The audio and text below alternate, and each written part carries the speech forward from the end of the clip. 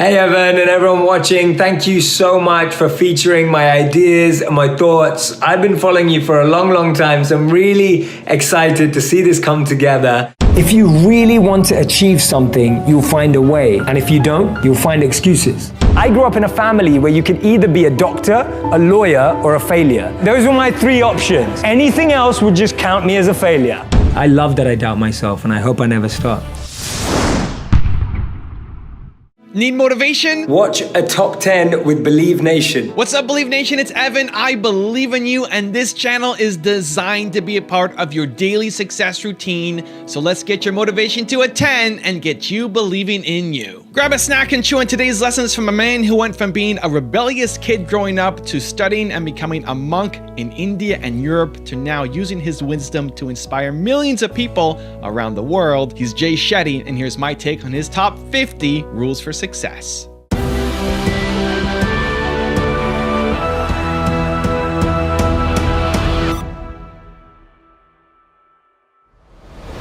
Okay, let's kick it off with rule number 1. Be exposed to new experiences. At 18, I was really fortunate when I met a monk. And this monk was invited to speak. And I kind of just went because one of my friends forced me to. At that time, I was listening to CEOs and entrepreneurs and business people and marketers who I thought that's what I was aspiring to be like.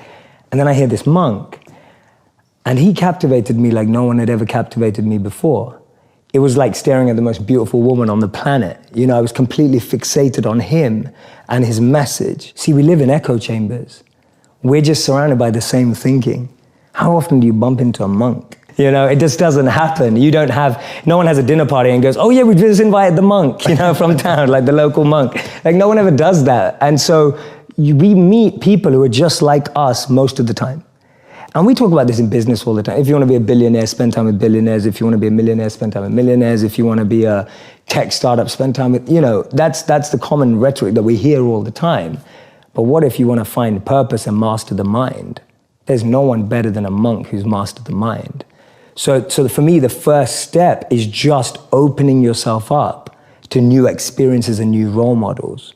Because most of us can't see ourselves in people, so then we try and fit ourselves into the boxes that we do see. And I mean, there's this beautiful quote that I've been saying it everywhere, and I wish I wrote it, but I didn't. So it's by a philosopher and writer named Cooley. And he said that today, I'm not what I think I am. I'm not what you think I am. I am what I think you think I am. Right? And just let that blow your mind for a moment. It's so powerful. I'm not what I think I am. I'm not what you think I am. I am what I think you think I am. So we live in this perception of a perception of ourselves. Hence, my identity is made by what my parents think I should be.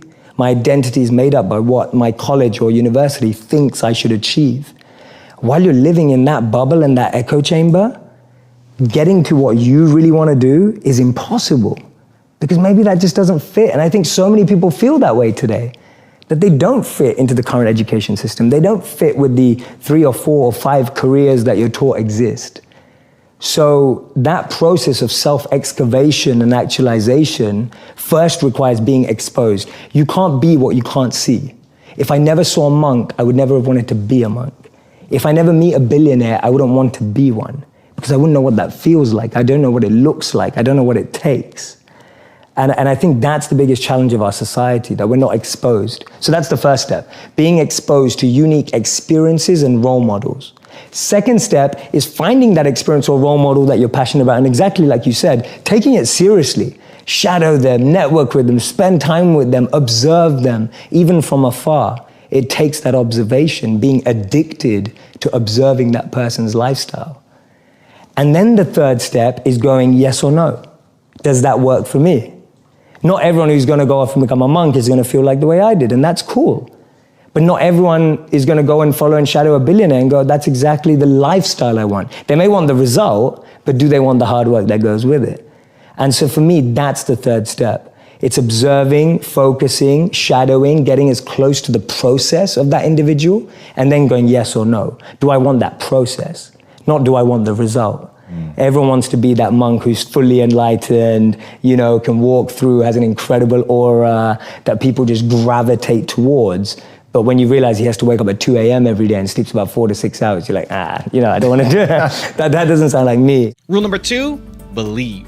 Second thing we usually get wrong is that we don't believe in what we're sharing. I've realized that I've grown much more confident about speaking in front of people and even in front of you right now on video because I talk about stuff that's really meaningful to me, that's really purposeful to me. I only choose to share messages that truly resonate with my heart and my head and my intelligence and things that I've immersed myself in for a number of years. Everything I'm sharing, these stories, these ideas, they aren't just made up to sound good. These are things that I really truly try and live and practice and embody in my own day-to-day life. And therefore, if you don't really believe in what you're speaking about, if you don't really understand it, if you haven't tried to live it, then you're always going to struggle trying to articulate it. And even if you get away with articulating something perfectly that you don't believe in, you'll feel empty inside. And that's why sales roles usually end up making people feel quite empty because they're selling stuff and products that they don't think will change your life. Make sure if you're trying to communicate a message for your brand, if you're trying to sell a product, if you're sharing insights and ideas, they have to be things that genuinely connect with you internally.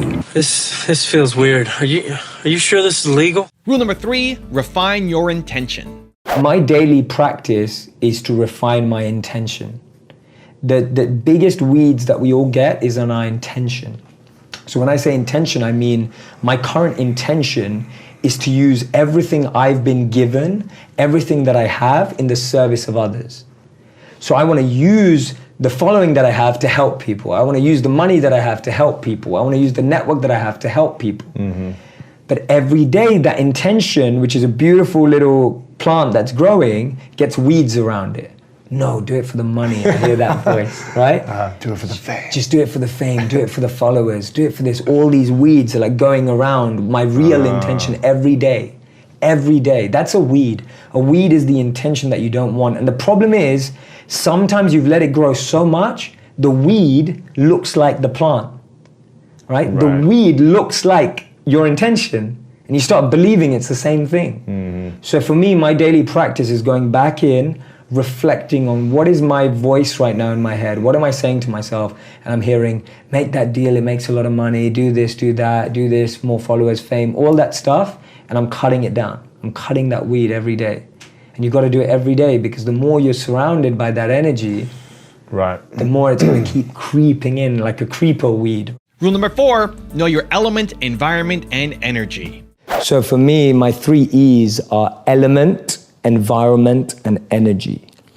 Everyone has an element that they thrive in. If you take someone out of it, their element, they won't be the same. A modern day example would be Michael Jordan. He was incredible at basketball. You took him out of basketball, put him into baseball, no one remembers his career. We're talking about one of the best athletes of all time. Your environment is the environment around you. You can take a fish out of water and give it a beautiful mansion and a Bentley and all the money in the world, but it would die. And that's what we are, like our environment. Everyone needs an environment which they thrive, which we have to craft. Your boss, if you're at work, is never gonna ask you, hey, what environment do you succeed in, right? Like, that never happens. So we have to create an environment where we thrive. And then finally, it's energy. Some of us love high energy environments, high pressure. Some of us succeed in low energy environments and low pressure. Figuring out your energy and the frequency on which you operate best will help you thrive as well. So for me, those are the 3 E's to really create a thriving environment. Know your element, know your environment, and know your energy. And so at all times, if I see anything going wrong, I'm going, is my element out of alignment? Is my environment out of alignment? Or is my energy out of alignment? And that's a great 3-question test you can do to yourself when you don't think things are going right. And all you have to do is bring that back into alignment. Rule number 5, practice. We usually don't practice enough. I realize that if you really want to be good at something, you have to invest in it with all your life. You have to become addicted and absorbed to improvement and growth. That means being open to feedback. That means being open to what the experts have to say about you. It means not being attached to your ego and how you feel about yourself, but opening up yourself to an expert group of people to give you insights on how you can grow, evolve, and perform at a higher rate. And linked to that is practice practice, practice, practice. It's literally impossible to do something perfectly the first time you do it. The more you do it, the better you get. And we think practice is a cliche that we hear all the time, but actually, it's that truth. It's so simple, you might miss it. Did I miss something here?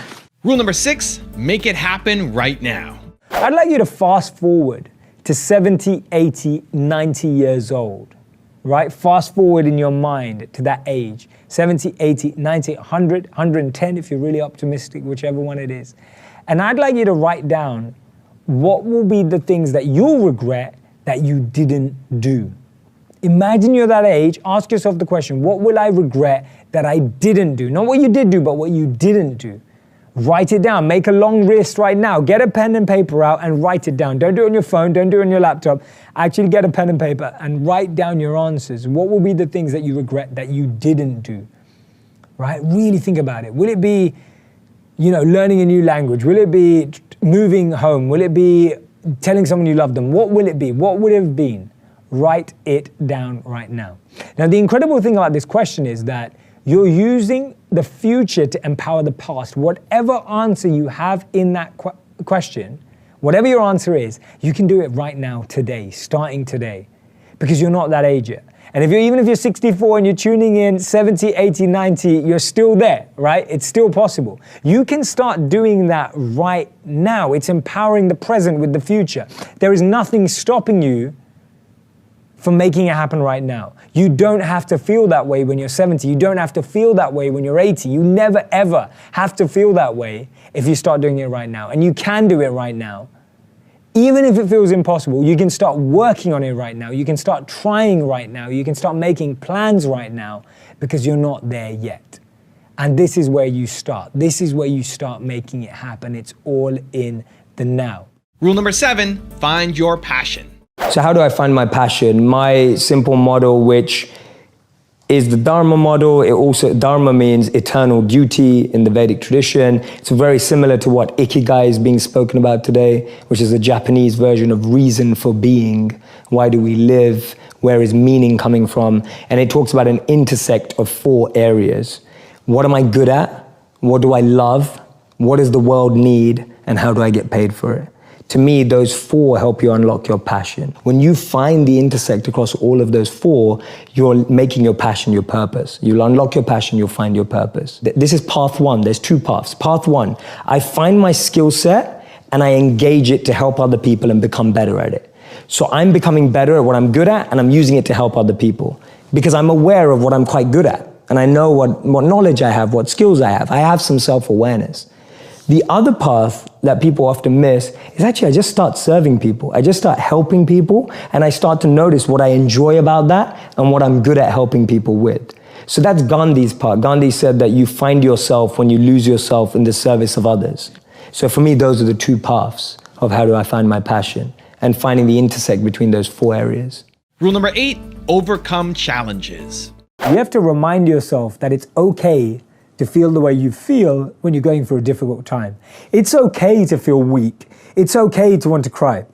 It's okay to feel overwhelmed. Just reminding yourself that it's okay. This is my number 1 way of how to find strength in difficult times, is reminding yourself that the way you feel is okay. To honor that feeling, to accept that feeling, to actually be okay with that, what we see or what we perceive to be a weakness, or what we perceive to let us down, or what we perceive is a sign of, instability or insecurity. We've got to remind ourselves that when things are tough, it's okay to feel that way. There's nothing wrong with that. Any difficulty I go to, I look to moments in history where people have endured the same pain, if not more extreme, and analyze, absorb, and connect with how they got through it. I like to see what they were thinking. I like to see what they did. I like to see how they structured themselves. I like to look at how they organized. Like to look at who they were speaking to. I like to look at what was going through their mind at that time, because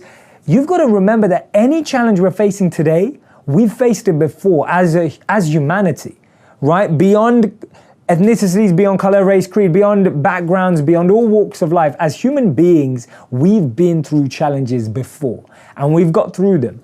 And therefore, reconnecting with how that's been done before is a beautiful way of learning how to overcome current challenges. So you can either look at your past, but real wisdom lies in looking at the past of people who made a difference. You look at people like Martin Luther King, you look at people like Gandhi, you look at people who made world-changing differences, not single-handedly, but influenced from a single perspective, from a single point of view, and really connecting with the powerful moments in history. I've said this quote many times, I've read it many times, and this quote actually is unbelievable. And the quote says that they thought they buried us, they didn't know we were seeds.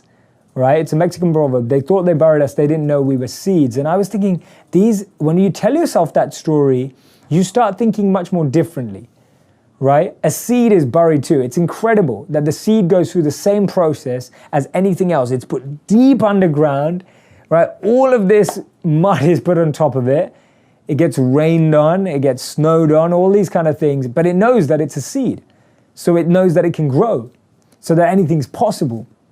And it grows through, and you see even plants growing through concrete sometimes, right? It's unbelievable how much power a seed has. So changing the stories we tell ourselves, we can either look at challenging situations as opportunities for growth, as an opportunity to learn, as an opportunity to change, be the change, or we can look at them and really feel down. Now, that second part is okay. We can even feel like that, right? But we have to recognize it's not permanent. We've got to accept that none of our feelings are permanent. They don't need to be permanent. It's a choice. So if you need to vent, vent. I was saying to someone yesterday, if you need to vent, vent. If you need to rant, rant. If you need to complain, complain. If you need to share how you feel, do that. But recognize that those feelings are not permanent, and it will be amazing when we realize we are seeds, right? That is the most powerful way of finding strength. Rule number 9, redefine failure. In the middle of 2009, he was the software engineer that no one wanted to hire. He had 12 years of experience at Yahoo, but he was rejected by Facebook and then rejected by Twitter. He'd been to a great university. He had a great CV. But he decided to team up with one of his alumni members at Yahoo and started to create an app and focus on the startup space. In 5 years' time, he sold that app for $19 billion to Facebook. Believe it or not, that was Brian Acton, the co-founder of WhatsApp. When he was rejected from Facebook, he said it was a great opportunity to connect with some fantastic people. I look forward to life's next adventure. When he was rejected by Twitter, he responded by saying, worked out, it was quite a long commute. It's so interesting to see that someone rejected from two of the top internet companies actually responded with humor and actually responded with positivity. This lady was diagnosed with clinical depression. Her marriage had failed and she was jobless with a dependent child. She was on a 4-hour delayed train journey from Manchester to London when she came up with this idea, and she started to write this book about this wizard. And as she started writing, she then finished her manuscript, took it to 12 publishers and was rejected by all 12. Believe it or not, that's J.K. Rowling. This man watched his first company crumble. He was a Harvard University dropout, and his first company's demo didn't even work. He went on to build Microsoft. His name's Bill Gates. Therefore, failure is just a sign that we need to widen our scope. We need to be ready and build ourselves up for the next level. Actually, what we end up achieving is far greater than what we'd envisioned for ourselves. And this divine plan, this orchestration can't be happening without this intervention that occurs, because if we had it our way, we'd just settle, we'd just accept what we thought was our goal, what we thought we were chasing. But actually, I've noticed that when you don't get that, later down the line, you look back and you reflect and realize that what you've gained is so much greater. Failures are only failures when we don't learn from them, because when we learn from them, they become lessons, and we actually extrapolate all of these teachings and actually get more insight into how we can improve the way we work and how we can actually drive with a different energy. The challenge we have is that we only talk about people's failures when they succeed, and that's why they become this taboo, or we feel like their failures never happened. We need to share these stories earlier. We need to bring out these stories and experiences on the journey so that people who are on the journey can actually follow in those footsteps.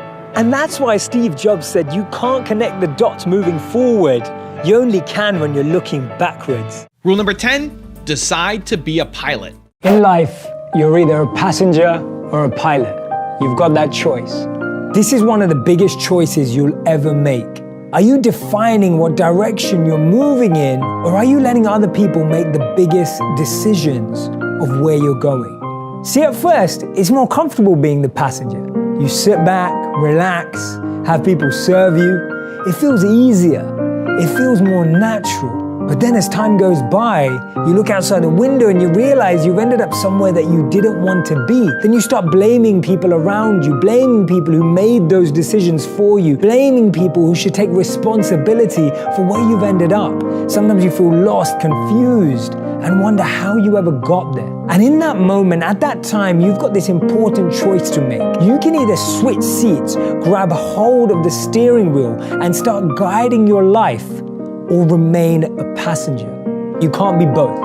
Which one are you? Rule number 11, have a plan. How many of you have a crazy dream or a crazy goal? I want you to write out in the comment section, what is your crazy dream? The dream that keeps you up at night is the real dream you should be chasing. But to chase that dream, to find that dream, to make that dream a reality, you need a strategy, right? A dream without a plan is just a wish. Tony Robbins said that, right? A dream without a plan is just a wish, right? Without a strategy, without a guiding philosophy, without guiding principles, without actually creating a clear plan. I used to have this economics teacher, and I want you to think back to school as well. Maybe you had one. I remember this economics teacher. He walked in to the classroom, and the first thing that he wrote on the board, he didn't even tell us his name. We didn't even know who he was.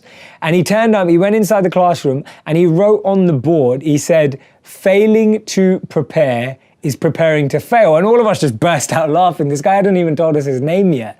But on the board, he wrote, failing to prepare is preparing to fail. And now when I look back at that, and as I grew up and hopefully became a bit more mature than I was in high school, I remember thinking about that statement. I'm thinking, how true is that? That when you're not prepared for something, you miss out on unbelievable opportunities. Now, I'm not saying good things don't happen spontaneously. Sometimes things happen by chance, randomly, etc., with a reason. But when you're prepared, you can capitalize on things in a huge, huge way. Rule number 12, live in your element. Play to your own element. Don't try and perform someone else's expertly. So in modern terminology, or how would I say that is, don't waste your time, Steve Jobs, don't waste your time trying to live someone else's life. You know, don't be trapped by dogma. Focus in on your own strengths, your own element, what you have to offer. Don't get lost in trying to become like someone else or pretend to be someone else.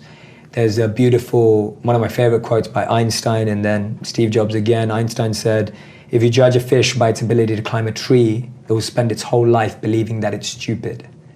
And too many of us are fish trying to climb a tree. Too many of us are monkeys being taught how to swim. Too many of us are lions being taught to live like cats.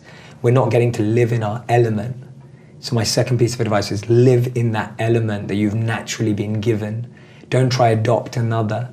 You know, we've all got a special genius inside of us. It was Steve Wozniak and Steve Jobs, this conversation. Steve Wozniak, for those who don't know, is the tech guy behind Apple.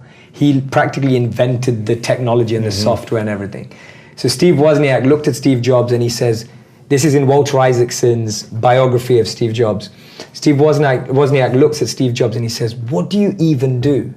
He said, you're not a coder, you're not a designer, you're not a marketer, and you're not an engineer. What do you even do? Imagine challenging Steve Jobs. And Steve Jobs replies, he says, musicians play their instruments, I play the orchestra.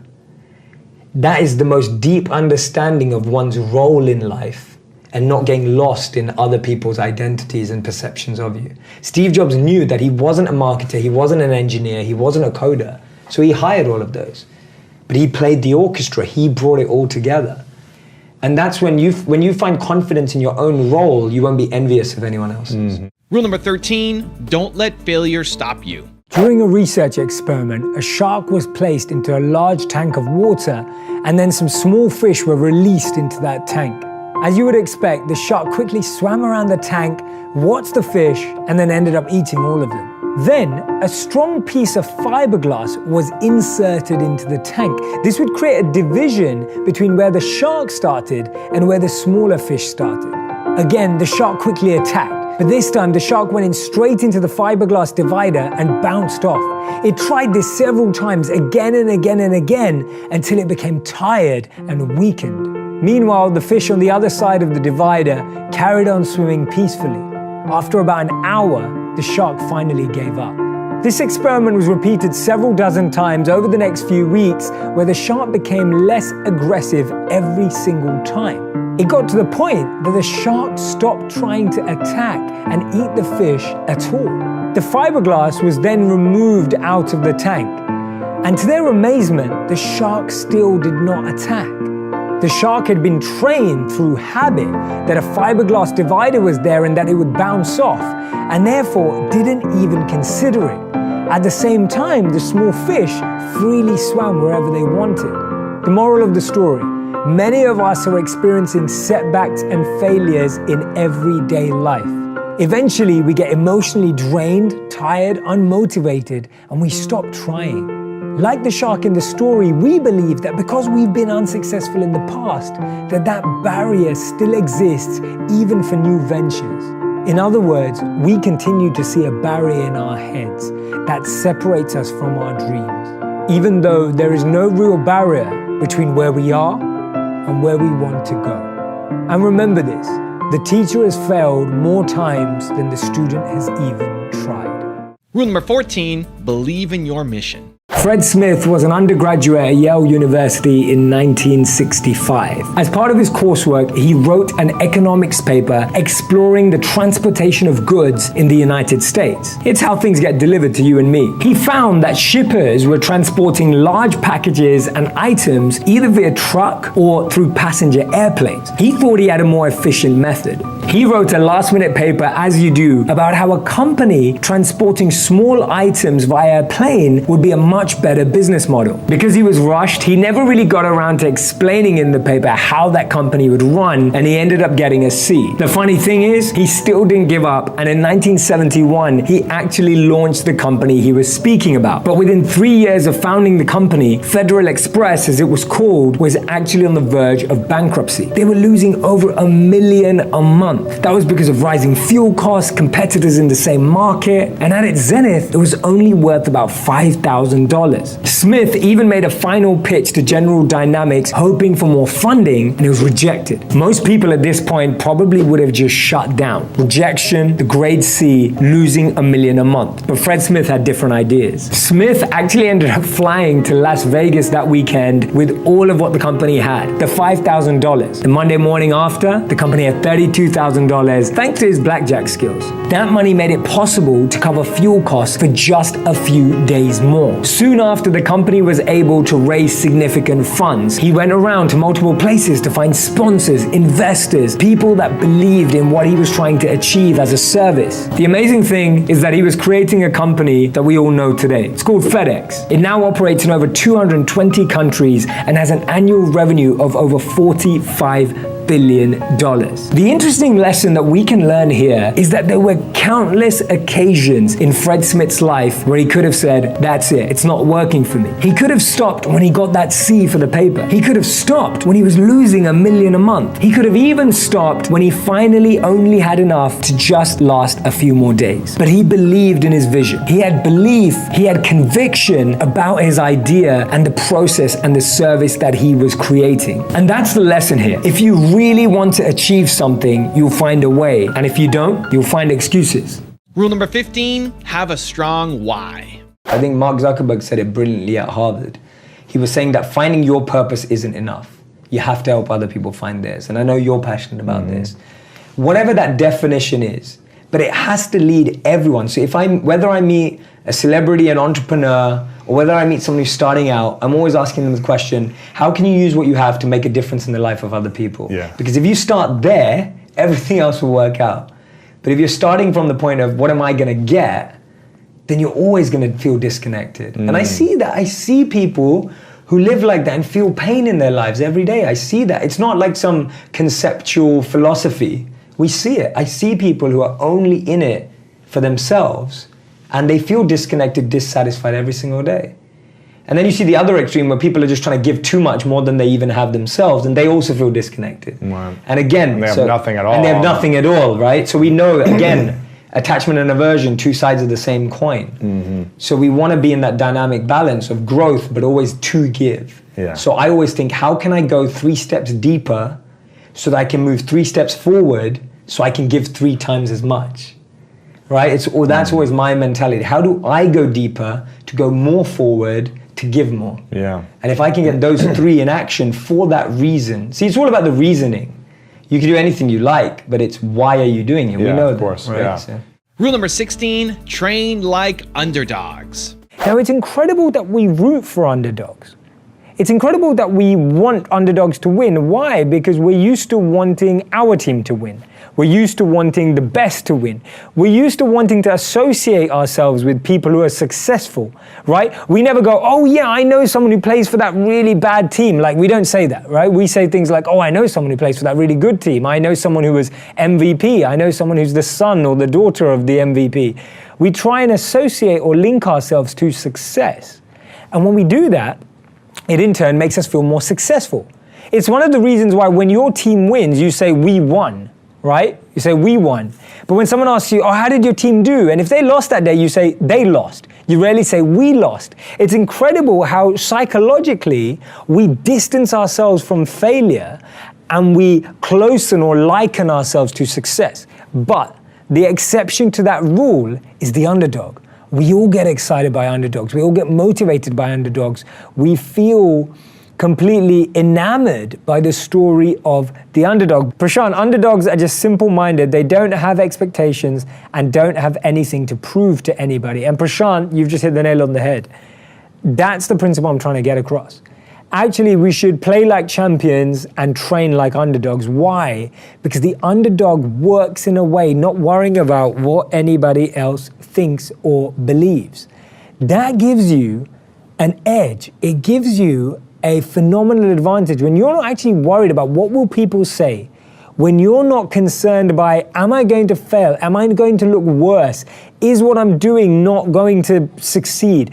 As an underdog, you don't let those things cloud your mind. You can focus in on the task at hand. See, when we become successful, even as underdogs, if we've risen to success, the biggest enemy of that success, the biggest Achilles heel, the biggest thing that can trip us up is not reconnecting to that feeling of an underdog. So no matter how much success you've achieved, no matter where you are, always remind yourself the mindset of an underdog is the mindset that nurtures talent, that nurtures success, that harnesses your true potential. Rule number 17, go through hurdles. This man began singing and playing the guitar at age 4. His parents didn't want him to watch too much television. He was banned from playing video games, but he had a lot of books about art. He didn't enjoy school and was even bullied at age 15. A year later, he decided to quit school and follow his dreams of making it in the music industry. Now, things didn't go as planned. He ended up homeless, sleeping often on trains just to get by. This lasted for around 3 years where he had nowhere to live. He spent multiple nights and days performing to small groups, often without even eating. To his surprise, some of his tracks went viral on iTunes, even reaching the #2 spot on the iTunes chart.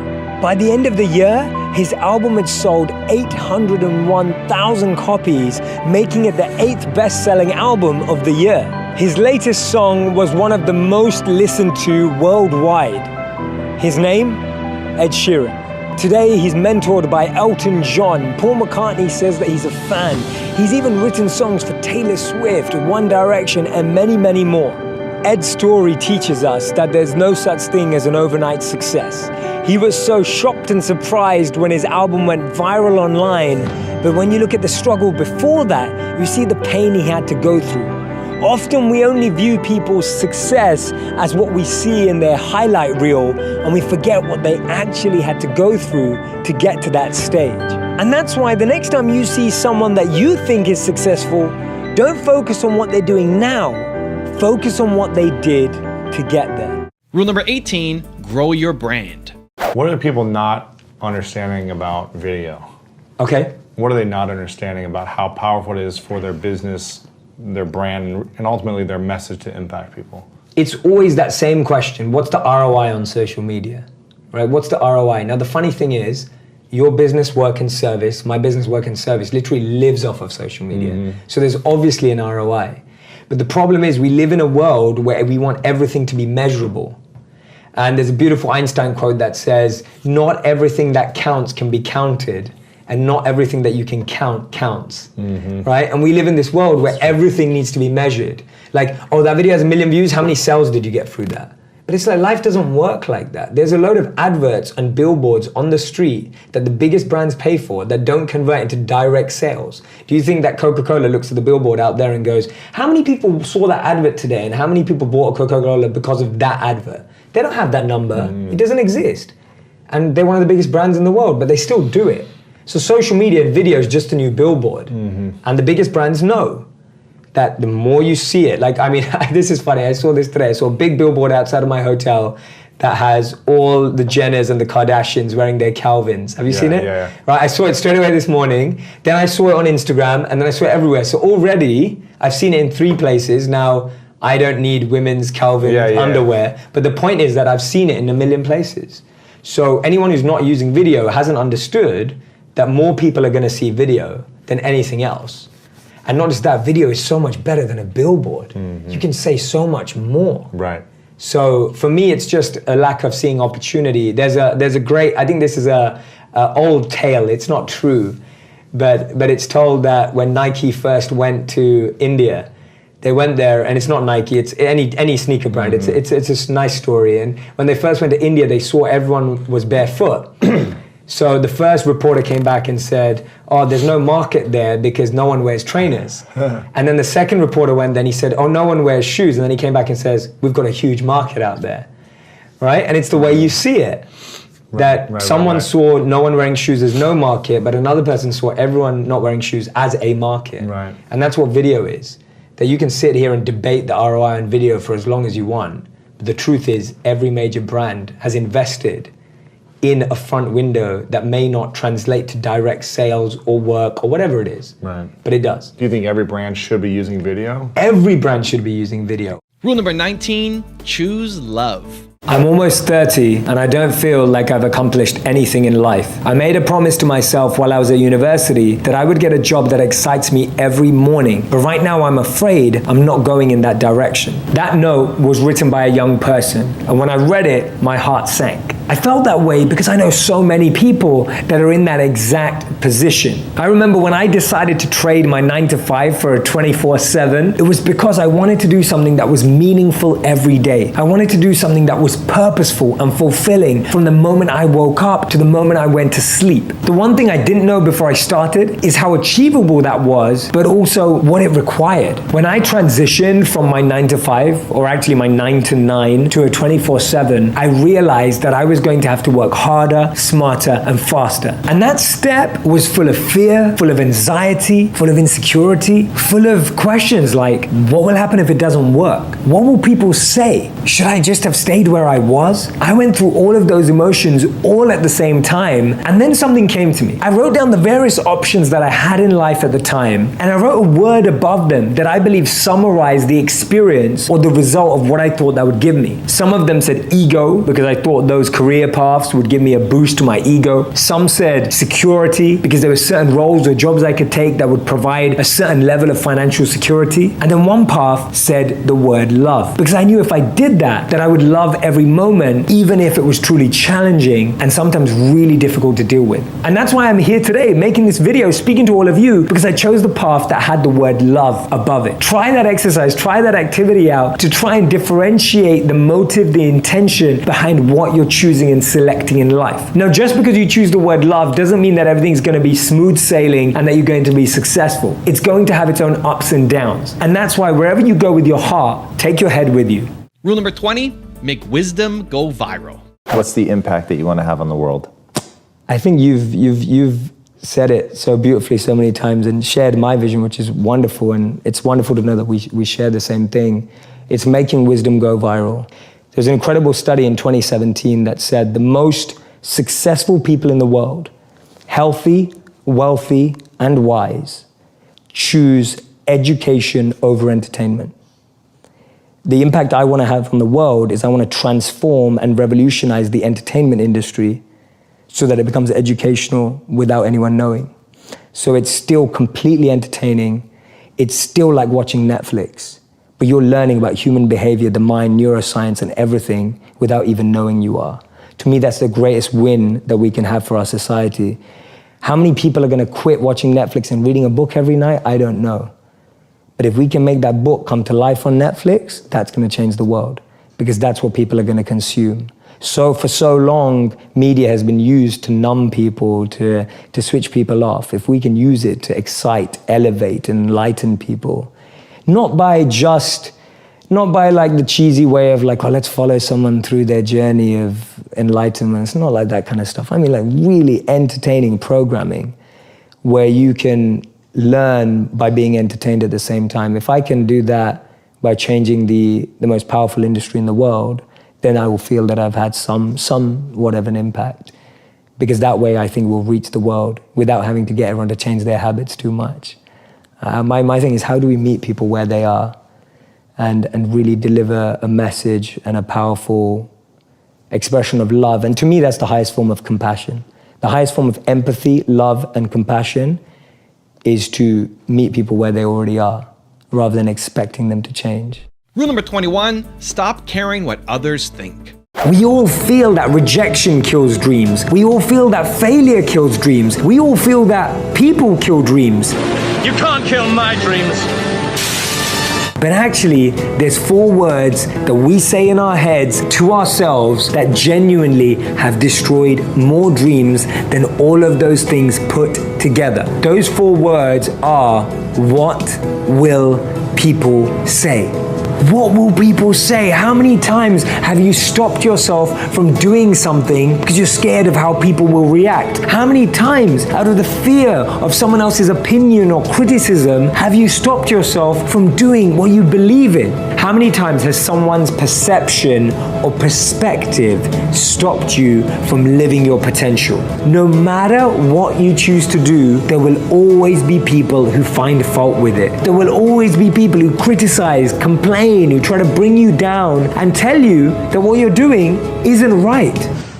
Haters gonna hate. It's crazy that we give up what we most want in life just based on people's opinions. And the crazy thing is, if we're living for other people's opinions, we'll never be right. There'll always be someone with something that they won't agree with. And this is why it's so important that we work with our own conviction. We work on what matters to us. It was Aristotle who told us that there were only 3 ways to avoid criticism. Do nothing, say nothing, be nothing. And I'm sure none of us want that of our future.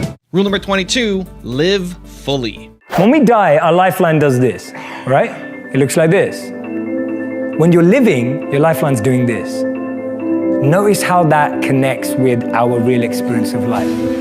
Real life is ups and downs. Stagnant life, death looks like this. Being an entrepreneur looks like this. One's living, one's dead. You choose. When I saw that and I started to visualize that, I realized that every time I failed, every time things went wrong, every time I chose to risk to live my passion and things didn't work out, and they don't work out, even now they don't work out. And when I analyze the lives of entrepreneurs and look at how things haven't worked out, I just remind myself, that's living. That's not.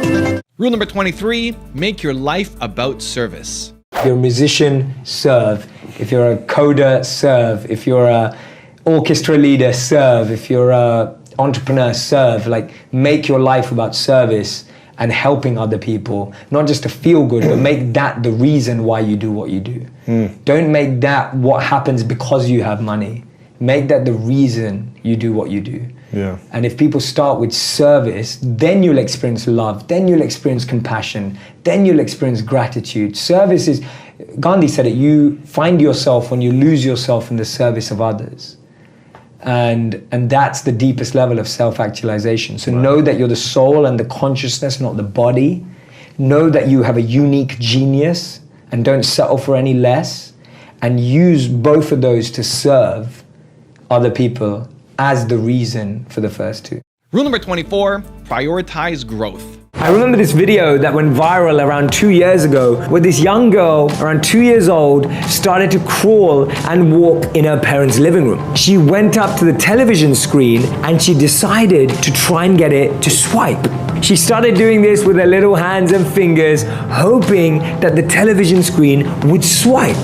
To her complete bewilderment, the television screen did not swipe. Oh, come on. All of a sudden, tears started to run down her eyes because she, in her 2-year-old life, had never come across a screen that didn't swipe. It doesn't work. What do you mean it doesn't work? It doesn't work! She probably used her parents' iPad or laptop. She used her parents' screen, and she'd been seeing screen swipe for 2 years, but this screen did not swipe. In 2 years, she had developed a belief that every screen in her life swipes. Imagine if in 2 years she was completely conditioned to believe that every screen swipes, how quickly we all become conditioned in 2 decades, 4 decades, 6 decades, or even more. They say that the biggest challenge today is not simply to learn, but to learn, unlearn, and relearn.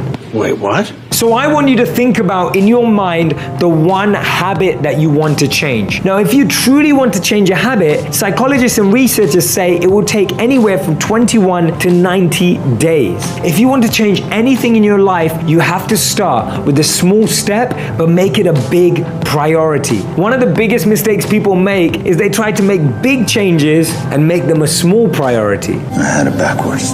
Rule number 25, don't settle. What happens in society is that we're clouded by the noise of family expectations, the noise of our parents. I grew up in a family where you could either be a doctor, a lawyer, or a failure. Those were my 3 options. Anything else would just count me as a failure, right? I'm standing up here in front of you all as a failure. We focus so much on life in what we want to be, as opposed to who we want to be. We've always been told that life and jobs and careers are like boxes and containers. There's only a finite number of options. You can decide right now that I don't want to be defined by this box. I don't want to be defined by this container. I don't want to feel that if only I live in this container, then I'll be able to be successful. Rule number 26, find self-awareness.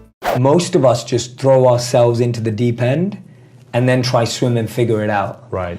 Monk life actually begins at like 5 years old. Like the training of monk life is ultimately training in self-actualization and self-awareness. It's meant to start when you're 5. The problem is we all went to normal schools that try to put stuff in us rather than take stuff out of us. It's crazy. You talk about this, right? Like you know, you were told at school that you weren't very good and you weren't good at English, and now you have a New York Times bestseller, right? Yeah. And it's like, but no one noticed that potential inside you. No one noticed that, oh, Lewis was really creative. Right. And you're not the only person. There's so many people who feel like that. So the modern schooling system didn't extrapolate your self-actualization, your element, and just try to put maths, English, science inside. So the point is that you're trying to get to such a strong foundation that when you interact in the world, you're going with a sense of strength, fuel, energy to make a difference, rather than going into the world and then going, oh my God, where am I, trying to figure it out. And I find what happens today is that when you don't, we all know this, self-love's become such a big thing now, that when people don't figure out, it's like a huge trend now. But my point is that if you don't start at a place where you have self-awareness, self-actualization, you have figured out what works for you, what your strengths are, how you want to be in an environment, when you walk out there, most of us just pretend to be someone else. Most of us get lost. Most of us get carried away. Yeah. So my point is, strengthen yourself, grow yourself, and then of course interact with the world. Rule number 27, go beyond wanting money. Steve Jobs said that you should never start a company with the goal of getting rich. It should be about starting a company to make something you believe in. We should dream to make a difference, break down boundaries, build beyond borders, and ignite ideas to innovate incessantly and create for people what they can never conjure up themselves. Henry Ford said that if I had asked people what they wanted, they would have said faster horses. And that's the beauty of going beyond wanting money and going beyond wanting fame and going beyond wanting power, that you actually craft something that evolves people's daily lives, that you actually create something that enhances someone's human experience. People respond to people who want to do more than just gain for themselves. We're attracted by selflessness. We're attracted by renunciation. We're attracted by the quality of when people want to give rather than take, when they want to share rather than keep, and when they want to do and serve rather than just hold. Steve Jobs said, being the richest man in the cemetery doesn't matter to me. What matters to me is going to sleep feeling like we've done something wonderful. Rule number 28, use your time wisely. I'm not telling you to not work at a corporate. I think corporate experience is great. What I'm saying is, don't lose this voice. Work till 6 p.m. every day, then go home and work on what you actually care about. Use your weekends to not be on Instagram and actually do what you care about. When you do that, you're investing in your meaning. You can be making enough money and make the switch. That's what's up for all of you who have a great degree, have a great education, you've got that job lined up. Use it. Just don't become a servant of that job. Don't just say, oh, I'm in prison now, I'm just gonna use my weekends to hang out. If you do wanna do that, that's cool too. If you say to me, Jay, actually, whatever you're saying, I don't even want that. I just wanna hang out and have a good time. I don't even want meaning or purpose. That's cool with me too. But if you wanna be happy and you wanna be fulfilled and you wanna have an impact on the world, then use your time wisely. I used to go home after my corporate job at 8 p.m. and edit till 1 a.m. on my own every day. So do your job, get a job if that's where you need to go with it. If you can't go all in, be safe, be secure. But then don't waste that time on not doing that and then complaining that you don't have what you want. Rule number 29, stop chasing a false reality. One thing I've been observing is that achievement or ambition is broken down into 5 stages. Learn, experiment, perform, struggle, thrive. Right now, the challenge with all of those is that we want to thrive all the time. We want to be in thrive zone. We want to be winning those awards, getting those views, getting those messages, getting those likes all the time. We want to be noticed and recognized. But actually, if we took a step back, we realize we need to be learning. We need to be experimenting. And so what happens is that we get confused by where we are, and so our expectation of what we want is totally blurred, and we start chasing a false reality. And that's why we find that we get disappointed and confused when we know we should actually be performing. We actually need to do, we need to act, rather than chasing that thriving feeling all the time. So next time you think things aren't working out, next time you feel you're not on the right track, step back and ask yourself, should I be learning? Should I be experimenting? Should I be thriving? Should I be performing, or should I be struggling? And that one comes around a lot more than you can imagine. Rule number 30, don't live for the approval of others. Let me tell you about this girl called Cleo. I think you might know someone like her too. She had the dream of becoming a model. She said she was going to move to LA to pursue it seriously. She took care of herself, at least her body well. Someone told me she did ads for L'Oreal. She had so many followers on Instagram who all loved her. Within a minute of her posting a picture, there would be hundreds and hundreds of comments, all telling her how beautiful she was, how good she looked, comment after comment, like after like. She was a real entertainer. She was always making everyone laugh. I remember every guy wanted her number, but she kept to herself. She just had this infectious energy. She got along with everyone. She was always the life of the party. She was never seen in the same outfit twice. Boxes and boxes of Amazon Prime. On Instagram, she was the perfect girl with the perfect life, the perfect world with the perfect guys. But nothing's perfect, right? It seemed like she was always having the best time with her friends, always traveling, new experiences, and so many great stories to share. Until people started to notice. I think she lived like 2 lives. No one really knew her inside. She had everyone to text, but no one to talk to. Everyone to follow, but no one to walk with. When the phone was up, her world was a stage. When it was down, her reality came. She had an invite to every event, but still felt lonely. She had all the friends in the world, but still felt no one really knows me. She was going through pain, but never showed that side. It was something she hid from the world. Or maybe we just never asked. She had masked her sadness with what looked like the ideal life. She was always flying high in the air, but felt low inside. Her inbox was always full, but she felt empty within. She was happy on the outside, but struggling with depression and anxiety. She had an addiction that everyone called a lifestyle, but she was struggling with mental health, but people were just occupied by her physical appearance. See, people think depression is sadness. People think depression is crying. People think depression is being quiet. Depression is when we smile, but we want to cry. It's when we talk, but we want to be quiet. It's when we pretend like we're happy, but we're not. Depression is not always obvious. She drank to drown her pain, but the pain learned how to swim. She was sick of crying, tired of trying, smiling, but inside she was dying. It's amazing how we can think we know someone and still not know them at all. I don't think we understand how stressful it is to explain what's going on in your head when you don't even understand yourself. We use filters to lighten our photos whilst we carry the heavy weight of stress. Remember, it's okay to have highlight reels, but make sure someone knows how you really feel. It's okay to use FaceTime, but make sure you spend quality time face to face. It's okay to have followers, but make sure you have true friends.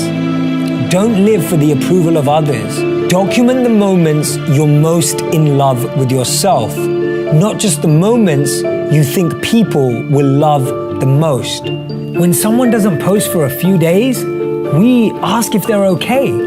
When someone posts every day, we assume they are. Tell people you love them. Be a trustworthy friend. Tell them that they matter. Tell them that they've survived a lot and they're ready to thrive now. People who care will ask how you're doing. People who love you will wait till you tell the truth. And that's why Robin Williams said, I used to think that the worst thing in life was to end up alone. It's not. The worst thing in life is to end up with people who make you feel alone. Rule number 31, never regret a day in your life. We can't control time. We can't control the future, but we can choose how we feel today. We can choose what we do today. We can choose who we meet today and where we go. Stop waiting for Friday. Stop waiting for summer. Stop waiting for that ideal job. Stop waiting for someone to spot your talent. It's not about waiting, but about making the most of each moment right now.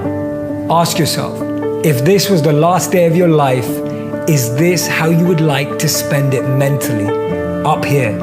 You might not be able to change what you do, but you can change how you feel about it. If you have to spend the day at work, ask yourself, how can I make it more meaningful? If you're at home with your family, ask yourself, how can I make it more fulfilling?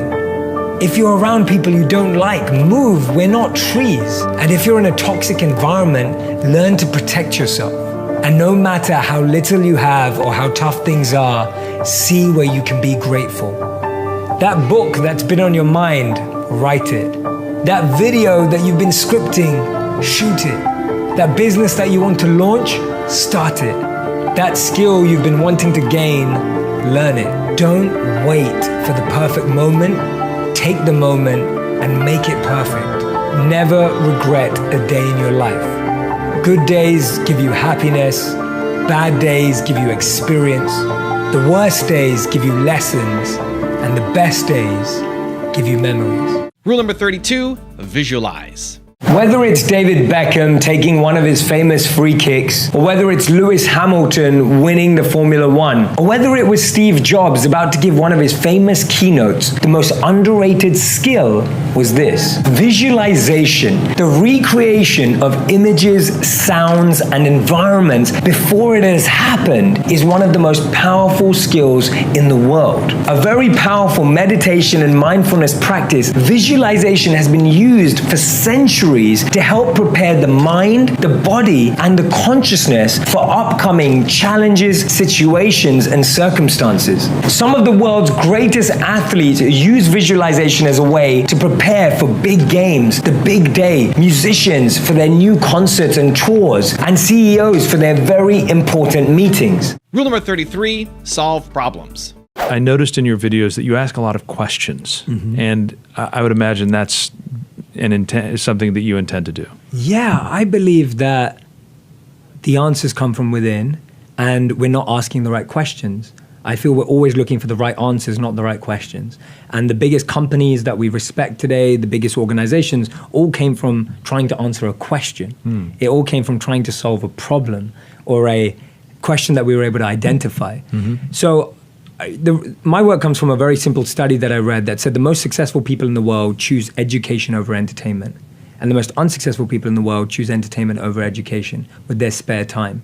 So my mission has been, how do we spread wisdom at the pace people want entertainment? And to me, entertainment allows you to populate the thought with your own brain. Like when you watch a character or a superhero, you can watch it from your own lens. The movie may have morals, it may have values, it may be talking about good and evil, but the movie's not deciding for you.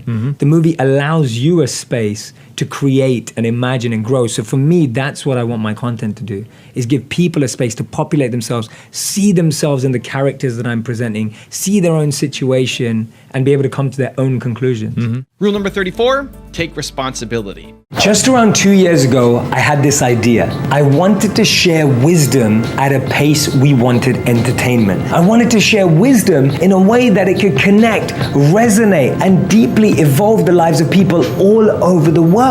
For 10 years before that, I'd been working with individuals, groups, coaching at universities, companies, and all of these opportunities, but I really wanted to serve and connect with everyone across the world. I wanted to make wisdom accessible to anyone who had one of these. I have one of those. So I was excited, I had the energy, the enthusiasm, and I was pitching my idea to every single company that was online. Now remember, this is before I ever made a single video, before any of you knew who I was. Who's this guy? I applied to not 10, not 20, but 30 online media companies, hoping that one of them would like my series idea. I waited a day, I waited 2 days, I waited a week. I was rejected by every single one of those companies before interview. None of them invited me for a phone interview. None of them invited me for a video interview. None of them even connected with me in any personal way. That's rude. I said to myself, it doesn't matter. Let's see what else I can do to try and make my goal a reality. What else you got? So I tried to network with people who may be able to give me a chance. I got one answer and one answer only. They said, you're getting older now. Most of the people who want to break into this industry are around 21 years old. Just don't worry about it. Other people said to me, look, you need to go get a media and journalism degree or a master's, and then we'll take you seriously. Literally, I was getting rejected from every single person I spoke to. But inside of me, I had this desire, I had this calling, I had this mission, I had this vision that I wanted to share everything that I had learned with people out there. I genuinely tried every single possible method I could to break into the media industry, to the point that the only thing that was left that I could try was to start a social media channel. And of course, you know the rest. The most incredible thing is that it reminds me of a really powerful thought from Thomas Edison. He once said, when you believe you've exhausted all options, remember this, you haven't. That thought stayed in my mind the whole time. What I learned from all of this rejection, from all of this failure, from all of these clear no's, was one really important thing. And today, I want to give that as a gift to you. Me? If you have a dream, you have an idea, you have a vision, we have to take the responsibility to prove our worth before we expect anyone to value our talent. When I started crafting and creating my own videos, teaching myself how to edit, learning how to produce, understanding the mechanics of social media, when I started putting my energy into that space, that's when people started to take notice. That's when people started to listen. That's when things started to happen. This is nice. It's when I decided to take the responsibility for sharing what I was passionate about with the world and not waiting for someone external to validate me or give me permission or allow me to do that. That's what made the difference. If you're feeling you've been going through a lot of rejections, ask yourself this: is your deeper passion and calling making you want to move further? Number 2, have you truly knocked on every single door? And number 3, are you working hard on investing in your expertise and passion so that you really have something impactful to offer? Rule number 35, find balance. There's a beautiful verse in the Bhagavad Gita that says that detachment doesn't mean that you own nothing. Detachment means that nothing owns you. Okay. And to me, that's that balance. Okay. That's that balance. It's that, you know that. Like if you're going over the millions and billions, but then that starts owning you. Right. We've seen that destroy people.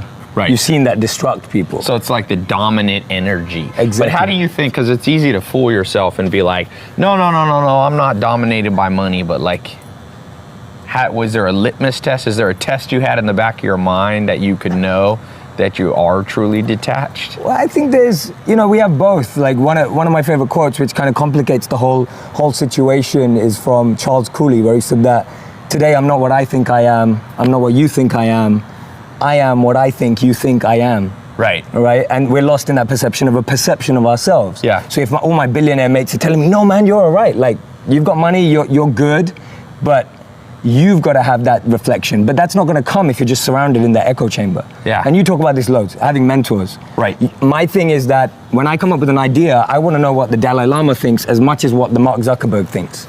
Because for me, that polarity is what allows me to not get lost in the echo chamber.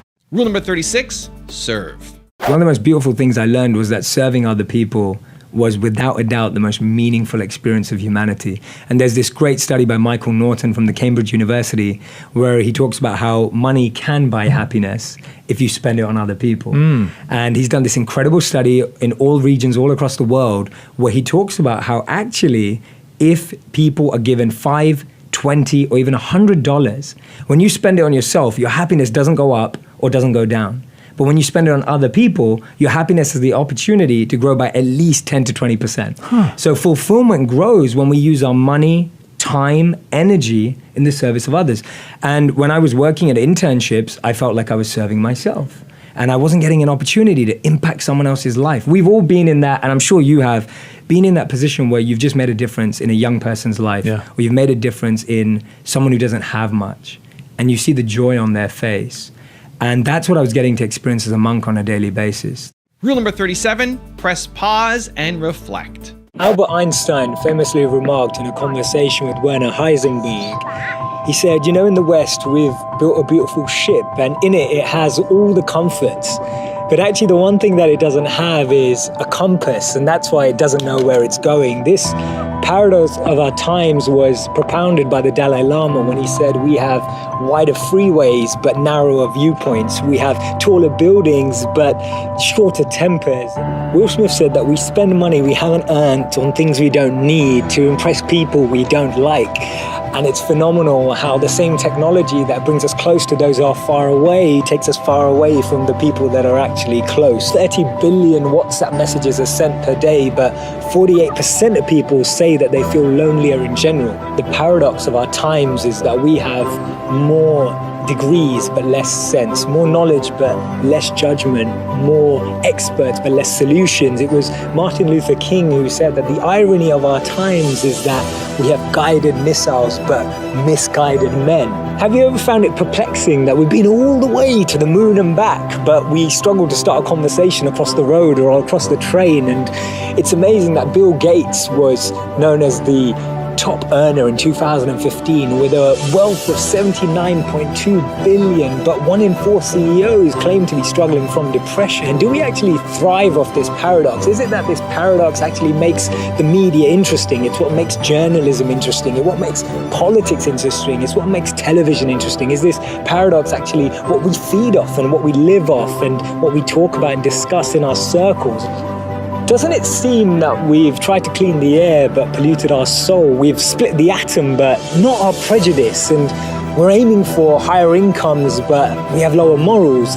So I'm hearing you ask, how do we bring a change? How do we dissect this paradox that exists in our lives? And it starts by us, each of us, pressing pause, pressing reset, and then pressing play again, taking a moment to become more conscious, taking a moment to become more aware, taking a moment to really reflect on the consequence, the implications of a misplaced word, of an unnecessary argument that we all know we didn't need to have, or to speak to someone just slightly differently, in a different tone, in a different voice, in a different empathy, with a different perspective, just to really connect with people on a different level.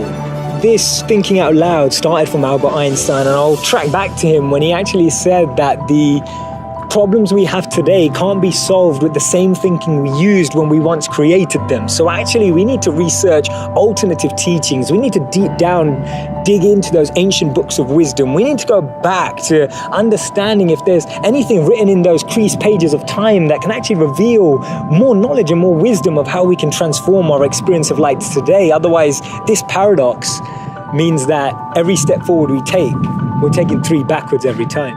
Rule number 38, start your day with gratitude. Finding some space, whether it's 10 minutes a day, 5 minutes a day, just to start with gratitude.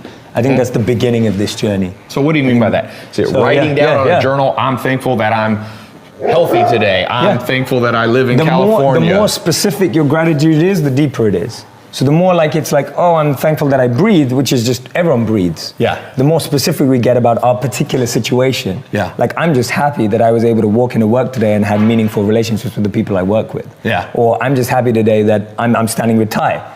Right? That's a real specific gratitude, not that, oh, I'm in LA and it's sunny.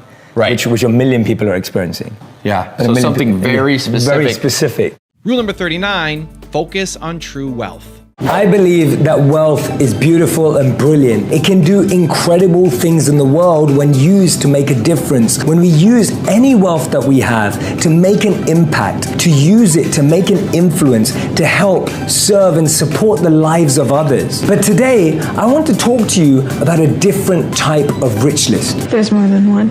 One of my favorite teachings about wealth has been this. You can tell how rich you are by counting the amount of things you have that money cannot buy.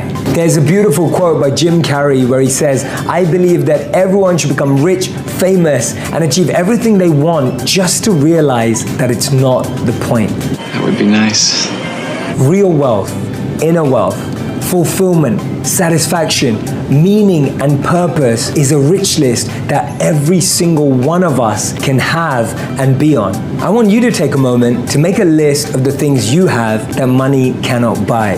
Maybe it's a beautiful family. Maybe it's an incredible partner. Maybe it's a passion and a drive that you've recently found and discovered for yourself. Maybe it's a recent experience that you had that wasn't really about where you were, but more about who you were with and what you were thinking about. The reason why I'm focusing on this rich list is because this list is something we often forget. It's not on the front page of a magazine. It's not inside the newspapers. It's not on the list online. But this list is one that you can look at every single day to remind yourself how fortunate, how grateful, and how incredible your life truly is.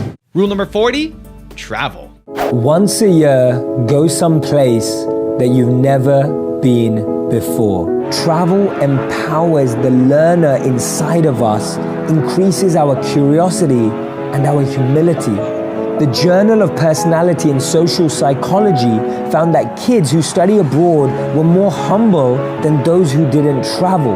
Being in the outdoors refreshes your senses in a way that no office air ever could. The latest evidence. In a new study published in the journal Environmental Psychology, researchers found that people who simply looked at a photo of nature for only 40 seconds had improved focus and performance on their next task. And this is my favorite thought. At first, travel leaves you speechless, and then it turns you into a storyteller. Rule number 41, build the mini dream first. How do you know your dream is your dream? How do you go after something that you don't know if it's actually meant for you or not? Great question. I think the number one thing to do is to build the mini dream first. So before trying to go off on this huge journey of building this humongous dream, build the mini version of it and see what it feels like.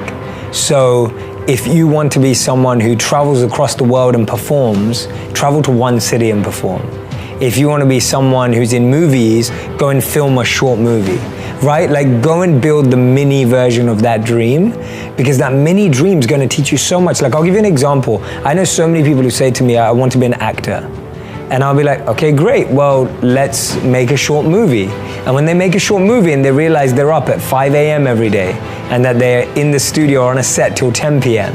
and they realize the set is not very glamorous, that they realize they have to say the same line 30 times before the director says that line is okay, they realize they don't want to be actors anymore. Because what we've fallen in love with is what the dream looks like and not what the dream is. So my biggest advice to anyone, including myself, has always been build the mini dream, and the mini dream will teach you everything you need to know about whether you're ready for the big dream. It's the same as sports. If you want to be a sports player, wake up at 4 a.m. every day, go to the gym for 2 hours a day. Like, do the actual schedule, do the actual process of the person who's already doing it. So I always say, look at what people were doing when they were at your age, not on the stage they're at now. And do that and see whether you love that. That's how you figure it out, just on a very small level. Rule number 42, follow your intention. I've talked to people who've succeeded, and they all seem to have this idea of intention. This idea of, I'm going to think about, where I'm going with my life, have a plan. Some people call it goal setting. Sure. And I just wonder if you had that in mind, that this was sort of a step towards something else. My genuine response to that is I wanted to be a monk for the rest of my life because I thought that would be my best point of service. So my intention was to serve and to give knowledge and to give wisdom and to give insight by studying and going through the growth myself. But it was to do it as a monk. Like, did I ever think I would be on videos and social media or even sitting with you here today? No. Did I ever imagine and envision a path for me to be moving to LA or living in the US? No. Like, those weren't. And I speak about that often. It's interesting. I talk about how I never really had a vision board. I never had that goal. I just had a deep intention that I wanted to learn and share that knowledge. I didn't know what that looked like. I didn't know how it would work. And I didn't have a step-by-step process. I just knew that deeply was where I wanted to start from. Rule number 43, reinvent yourself. It's incredible the amount of individuals, institutions, businesses that have absolutely been destroyed overnight because people at the top believed that the way they've done it for decades is the way that they should build the future. Do it again. Remember, you can't get anywhere new if you're always doing the old. It's just not possible. One of my favorite examples is about this company that had the biggest market share. They had this opportunity to buy an upcoming business. That business at the time was valued at around $50 million. This large company could have bought this small company for $50 million. They said no. They turned it down. They didn't believe that streaming and online movies were the future.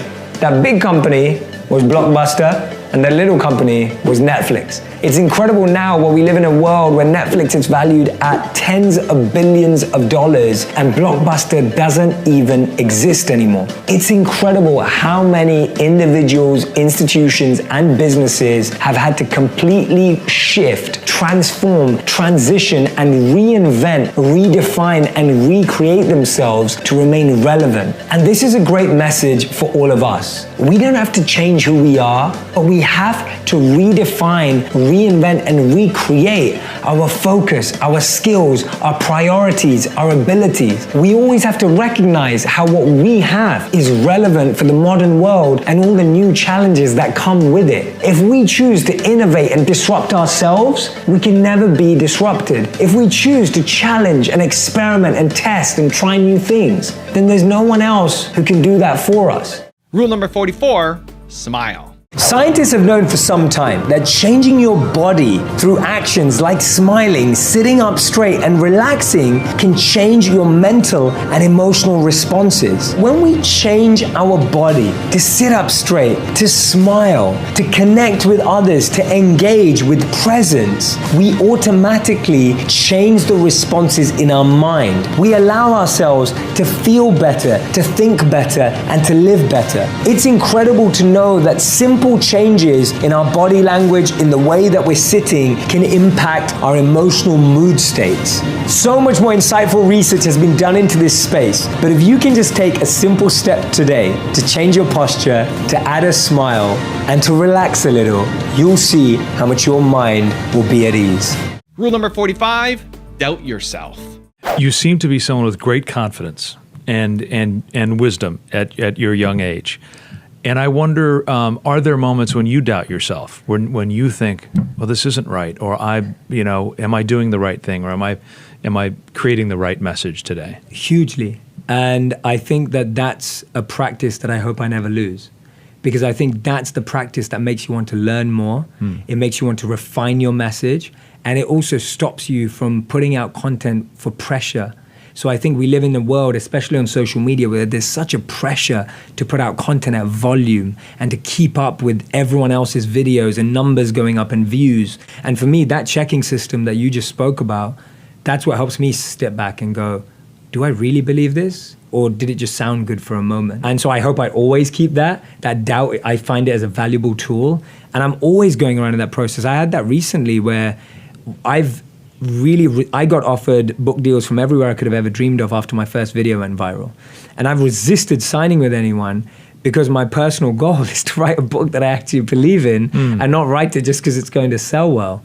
And so a lot of people are like, you're taking too long, but I'm just like, but it's a book. Like, people are going to pay money and spend their time to read this book. The content has to have substance, and I have to really feel like I've crafted something of value. So I love that. I love that I doubt myself, and I hope I never stop. Rule number 46, increase your attraction. We spend over 47% of our time when we're browsing the internet or on our mobile phones procrastinating. And we check our phones around 86 times per day. Put your hand up if you check it more than that.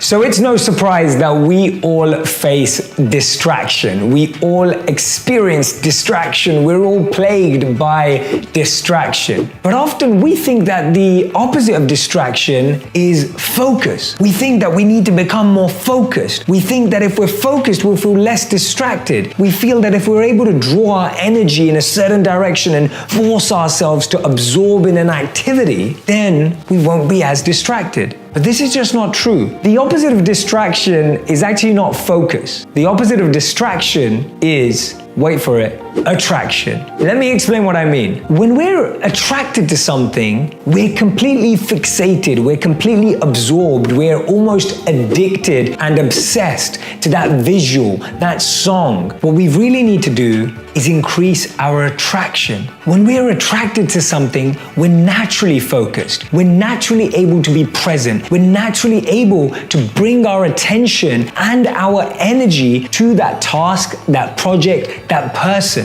When we're distracted and don't have that attraction, we're naturally all over the place. We end up feeling lost, confused, and end up procrastinating. As you can see, we are procrastinating and distracting others. So now I know what you're thinking. How do you get attracted to things that you're not attracted to? We all have things in life that we love to do, and we all have things in life that we have to do. Let's take the example of your job. It's something that you have to do. It's something that you may not be attracted to. When you ask yourself, why do I go to my job? Maybe the answer is, it pays my bills. Maybe the answer is, it allows me to take care of my family. Maybe you studied for years and feel that your job at least engages you for that. Whichever one your answer is, that starts providing some value to why you do that activity. When you know that, you recognize that you're attracted to be there because it serves a particular purpose. You start becoming attracted because whenever your mind says to you, I'm bored, I'm distracted, I'm unfocused, you say, no, I'm here because it puts food on the table. I'm here because it pays my bills and takes care of my family. I'm here because I studied and worked hard for this. You're able to increase your attraction to even the things you're totally unfocused on. Now, if you found yourself distracted or unfocused for too long, that definitely can mean that you need to find more meaningful, fulfilling work. But no matter what you do, no matter how much you chase your passion and live your purpose, there will still be things you have to do on a daily basis that you don't find interesting. And naturally, you will feel unfocused and distracted. For that, ask yourself this question. Why am I here? Why am I doing this? And you'll find the mind will start to become attracted to that activity, task, or even that person. Rule number 47, serve. This 2-year-old girl was watching a cartoon in her parents' living room. At one point, one of the cartoon characters started to cry. You could actually see the tears coming out of their eyes. This young girl grabbed a tissue from the living room, walked up to the television, and started to wipe the screen, trying to wipe the tear of this cartoon character. It was an incredible show of kindness, compassion, empathy, and love from this 2-year-old girl. She truly believed that the cartoon character was crying and that her with the tissue would be able to wipe away its tears. It was one of the most beautiful things I've ever seen. And that was when I realized that we're wired for generosity, but educated for greed. When we're young, we have this energy to give, to serve, to be compassionate, to be loving, to be kind. But as we go through life, when we're faced with people being extremely challenging, when we're faced with manipulation, when we're faced with people we don't trust, that also makes us close up. I gotta pick a cabinet to hide in. What can you do today that could make a difference in someone else's life? What could you say to someone today that would absolutely change their week or their year? What is the one thing you can do that can truly change the experience of even just one person on the planet? I have to think about it. My favorite quote from Muhammad Ali is that service to others is the rent we pay for our room here on earth. Rule number 48, be a storyteller. Are you a motivational speaker? Is that what you do? I like to call myself a storyteller because I feel what I'm trying to do is tell the stories that we all live. And I was just sharing with you earlier that I genuinely believe that the answers that people are looking for are inside of them.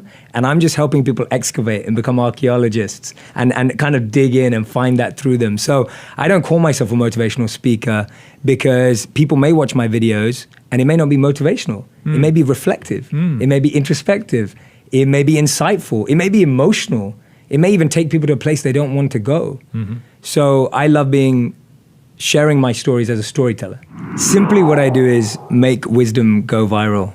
I have this fascination with wisdom, insight, deep thought, and I believe that that wisdom belongs to each and every person on the planet. Yeah. And so my desire is to scale that through entertainment, through storytelling, through video, in a way that wisdom becomes accessible, relevant, and completely involved and engaged in people's daily lives. Rule number 49, recognize that you're an instrument. And there's a beautiful story of Benjamin Franklin that he had his 13 precepts before he died. He had 13 qualities that he wanted to attain in life before he passed away. They included things like integrity, simplicity, honesty, virtue, etc. And at the end of his life, he was asked, which one did you not attain? And he said the 13th one. And they said, what was that? And he said, humility. The reason why I'm sharing that story is because the way you overcome your ego is to recognize that you're simply a channel or an instrument. When you recognize that you're an instrument, and whether you believe in the universe, whether you believe in power, whether you just believe in mentorship, you recognize that everything you're giving is because someone's given to you and someone's given to that person. And therefore you're becoming a vessel, an instrument, a vehicle for the greatest powers in the world, and just being a channel for that. And that allows you to feel two things. One thing is you feel liberated because now it's no longer your burden. The second thing that it does is that it allows you, whenever your ego gets in the way and says, yeah, we're doing well, like I did that, you start recognizing and you get perspective and gratitude on the fact that no, actually I'm gonna pass this, whatever good's happening in my life, pass it to my teachers, pass it to the people that shared it with me. Because there is no one who is self-made. We talk about self-made millionaires. There is no one. That word shouldn't even exist. Because none of us are self-made. I'm not self-made. You're not. Like, all I'm saying is just that if we all truly reflect, and I don't want anyone watching to think I have to be self-made. Because if you have to be self-made, then you're gonna have to self-fall too, right? And everything will be self, and you'll fall on your own and you'll rise on your own. And rule number 50, the last one before a very special bonus clip, is choose change over regret.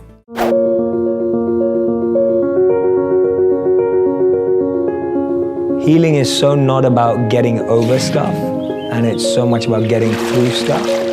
And I think we have this mental block in thinking I need to get over this rather than get through it. And when you try and get over something, you don't necessarily process the pain. You don't necessarily give yourself the time and the energy and the care to express how you felt and allow yourself an outlet to really let go. Yeah, and that's coming from the point of realizing that regret is painful, change is painful, but change is less painful than regret. And so when you realize that actually the only two options I have now are regret or change, and they both hurt, but change hurts less. And when we recognize that, then we choose to change, we choose to move forward, we choose to let go of that regret because we realize that regret's not serving us. Now I've got a really special bonus clip from Jay on how to have a head, a heart, and a hand that I think you're really gonna enjoy. But before that, it's time for the 3-point landing questions. Time to move from just watching another video to taking action in your life or business. And if you're feeling bold, leave your answers in the comments below. Here we go. Question number 1, where do you need to choose change over regret in your life? Number 2, how can you serve others better? And number 3, what does your mini dream look like? So an ideal life for me is a life, and this applies to a company, an organization, an institution for me, is an ideal life is when we all have a head, a heart, and a hand, all three elements together, working in alignment. Without one or the other, we start to lose something. If you only have a head and a heart, you'll find that life is stable. And define each of those. Yeah, sure. So a head is the clarity of vision. What you want. What you want. Knowing what you want, the way you picture life, and being able to navigate and make the decisions to get there. That's a good head. A good heart is being able to understand what your intuition and heart wants, being able to connect and tap into that understanding deeper and beyond the vision you may have painted for yourself. So I often say to people that you'll get to where you want in life, just not in the way you imagined. And that's because the path that's paved up and down is far different to the path we pave. So you can have a great head and a great vision and a great mission and know where you want to go, but if your heart's not able to have that resilience and be able to adapt and have compassion and care and all of that, then you're not going to be able to make the toughest decisions without your heart. But to be able to realize that we need to care and be sustainable and long-lasting requires a heart. And a hand is that service, wanting to pass that on, that which you have, wanting to give it forward, pay it forward. The idea of serving with what you have. I often say to people, your passion is for you, your purpose is for others. Your passion makes you happy, but when you use your passion to make a difference in someone else's life, that's a service, that's a purpose, and that's the hand. So those are my 3 elements of an ideal life. If you want another amazing video highlighting excellence in the Indian community, check it out right there next to me. I think you'll enjoy it. Continue to believe, and I'll see you there.